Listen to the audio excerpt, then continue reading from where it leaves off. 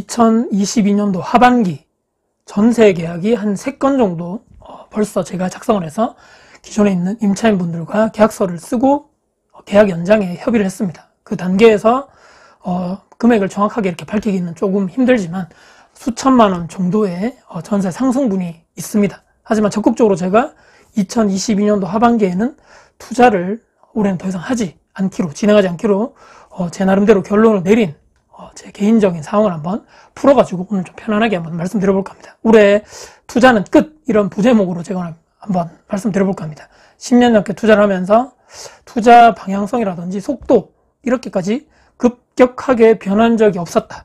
운이 좋게도 투자한 지역에 그동안 계속적으로 그런 지역의 매물, 또 아파트, 또 다른 건물 관련돼서 근근히 매매가가 조금씩 빠지거나 전세가 조금씩 하락하거나 큰 타격이 상당히 없었는데 제가 올 초에 제가 영상을 통해서 공개해드린 대로 대구 아파트 역전세가 무려 3군데가 나면서 금액적인 부분도 상당히 컸고 물량이 많은 시기에 전세를 맞추려다 보니까 모든 정신적인, 육체적인 또 경제적인 그런 에너지가 다 소진되고 말씀드린 대로 시드머니도 다 소진되고 최근에 그럼에도 불구하고 타지역 아파트 하반기에 전세 재계약이 있었는데 이분들은 이미 2년 전에 그 계약갱신 청구권을 이미 이렇게 쓴 상황입니다. 그래서 이번에는 시세대로 전세 계약을 계속적으로 주변에 있는 이런 시세대로 알아보고 그분과 협의를 하고 난 다음에 조율을 했었죠. 어떻게 기존에 있는 그 임차인분께 먼저 혹시라도 이사 예정이신가 또는 아니면 이렇게 조금 시세가 요 정도 금액이 되는데 어떻게 재계약을 하실 예정이신가 이렇게 서로 협의하던 과정에서 현 시세보다 상당히 많이 예를 들어서 금액대가 있다면 그거보다는 조금 많이 낮춰가지고 조정을 해드리고 계약을 진행했습니다. 왜냐하면 전세 최고가를 맞추는 거 생각하지 않기로 제가 그전에 계속적으로 생각했다면 혹시라도 또 2년 뒤에 물량이 또 여기는 또 있는 지역이고 입주 물량 자체가 예정된 지역이고 혹시라도 역전세가 또 대구처럼 발생되게 된다면 갭이 또 이렇게 커지게 되겠죠.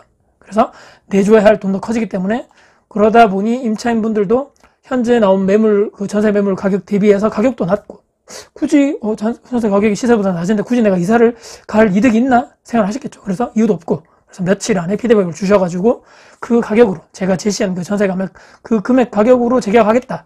그래서 제가 재계약서 전세 계약을 작성하고 등기로 보내드리고 도장 서로 찍고 제가 최근에 받았습니다.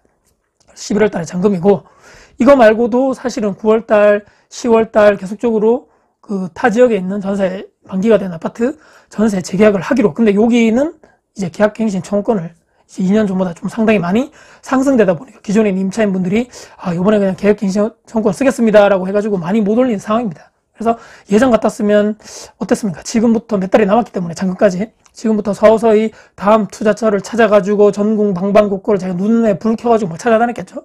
11월 달에 말씀드린 대로 이렇게 조금 많은 이런 시드머니, 그러니까 다시 투자를 제가 했던 그 회수금 자체가 많이 들어오다 보니까 그때 시기에 맞춰가지고 투자 가능한 아파트, 잔금 가능할 곳, 저평가 아파트를 계속적으로 막 이렇게 눈에 불을 켜고 찾을 건데 올 하반기 투자는 조용히 그냥 하지 않기로 집중을 했던 이유 제가 3가지 정도를 요약해서 한번 말씀드려 볼 겁니다. 첫 번째는 내년, 그러니까 2023년 또 24년 제가 또 보유한 지역 중에서 대구의 아파트가 또 예정되어 있는데 전세 재계약이 예정되어 있다.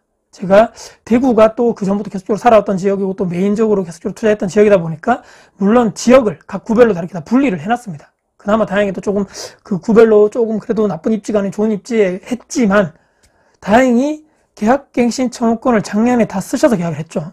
작년, 재작년에. 근데 많이 오르지는 않았습니다만 그래도 현재 시세보다 조정될 수도 있고 또 내년에 내후년에도 입주가 많다 보니까 5% 올렸지만 그래도 어떻게 될지 모르죠. 가격이 또 거기보다 더 빠질 수도 있고 그렇기 때문에 많이 내려간 상황이 아니다고 하지만 그럼에도 불구하고 대구 입장 물량 자체가 엄청나게 많다 보니까 보수적으로 생각을 하게 됐습니다. 일단은 이런 여유자금을 조금 통장에 놔둬야 되겠다.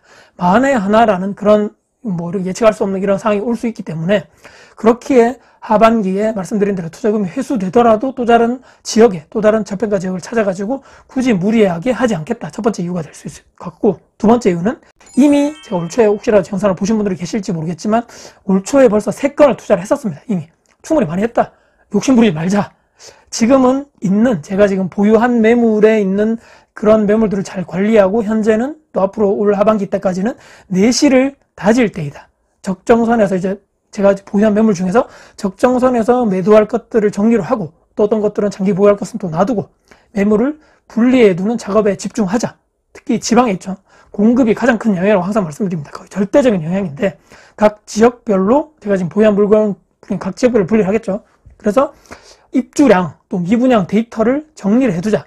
이미 투자도 했고 1년에 최소 그전에는 한 건, 두 건 정도만 투자를 했었더라면 속도가 너무 빨라졌다. 특히 제가 2018년도 말에 퇴사를 하면서 그 이후에는 성과를 더 내야 한다. 압박이 있겠죠.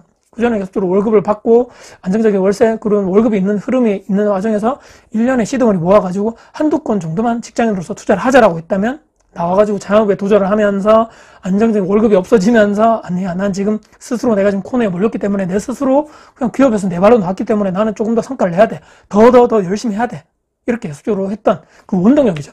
월급 없는 공기업의 삶을 스스로 포기했다. 더 열심히 해야 되겠다. 근데 그 원동력이 스스로 제 열심히 해가지고 자산을 키웠다라면 지금은 조금 내려둘 때가 됐다. 조금 더 보수적으로. 그리고 또 천천히. 그렇지만 확실히 좋은 물건들은 장기적으로 보유를 하자. 오랫동안 보유하는 물건을 찾아가지고 앞으로 무리하지 말고 연 1에서 한두 건 정도? 그 정도만 좋은 물건에 투자에 집중하자. 그렇게 해서 결심을 하고 올해는 더 이상 투자를 하지 않기로 하고 기회를 내년에 내후년중에 그런 좋은 물건, 저평가 물건 찾아가지고 그때 가서 보석 같은 매물을 찾자라고 했기 때문에 올해 하반기는 투자를 하지 않겠다. 두 번째 말씀드렸고 세 번째는 여유 자금. 그렇기 때문에 현금이죠. 현금을 충분하게 확보를 해두는 것이 맞겠다. 절대로 남과 비교해가지고 몇 채를 투자를 해서 몇 억을 벌고 예전에는 솔직히 그랬습니다. 게임을 하는 것처럼 막 이렇게 특히 남과 비교해가지고 남과 투자 속도에 나를 맞춰가지고 비교 분석해서 더 잘해야지 얼마나 어리석었습니까? 또 많이 깨달았고 길고 오랫동안 이렇게 현장에서 살아남는 투자자가 정말 강한 투자자이다. 이렇게 생각을 하고 통장에 어느 정도 돈이 있어야지만 내 스스로 그것을 통해 가지고 돈이 있는데도 불구하고 내 스스로 절제할 수 있는 남과 비교하지 않고 또 그 사람보다 내가 또 잘하든 못하든 간에 그런 것들이 무슨 의미가 있겠는가. 왜? 내 성향과 그들의 성향이 다르단 말이죠. 또 그들의 이런 방향성과 나의 방향성은 또 다르기 때문입니다. 정답이 없다는 얘기입니다. 아무리 인플레이션 통해 가지고 현금은 쓰레기다, 현금 가지고 있으면 바보다, 어쩌고저쩌고 가치가 떨어진다 할지언정 투자자로서 어느 정도 통장에 현금을 보유하는 것이 맞다. 만일의 사태를 대비해서 적정선의 현금 보유하는 것이 맞다고 생각합니다. 이렇게 해서 결론을 내렸습니다.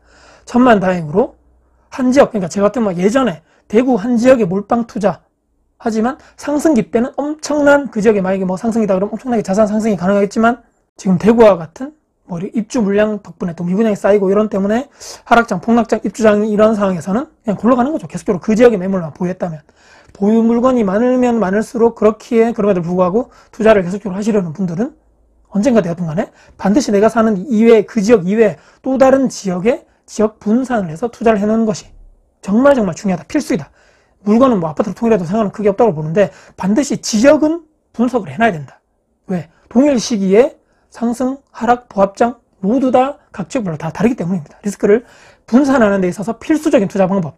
눈을 키우고 공부를 계속적으로 많이 해서 공부를 해서 집중해서 전국적으로 내 시야를 점점 넓히고 내 투자 가능 지역을 찾는 인사이트를 넓히는 것이 정말 앞으로 더 중요하겠다라고 말씀드리면서 결론은요. 가늘고 긴 오랫동안 투자 시장에서 살아남자. 그래야지만 유튜브도 오랫동안 할 수 있다. 물가 상승률 속도보다 조금씩 조금 더 내 자산 상승률이 높으면 참 좋겠다. 그 정도 속도로 제 다코스 TV 유튜브 구독자도 늘어나면 얼마나 좋을까라는 마지막 바람을 담아보면서 오늘 영상 마무리할까 합니다. 제가 최근에 하반기 2022년 하반기 전세에 이렇게 좀 상승물이 있고 몇 건 있고 수천만 원의 이런 투자 해수금이 들어오지만 그럼에도 불구하고 제가 올 하반기에는 투자를 하지 않겠다라고 결심한 이유에 대해서 정리해서 말씀드려봤습니다. 오늘 영상 여러분들께 도움이 되셨다면 구독, 좋아요, 알람 설정, 댓글 주시고 주변 분들께 공유될 가치가 있다고 생각하신다면 널리 공유 부탁드리겠습니다. 여러분들 감사합니다. 화이팅입니다.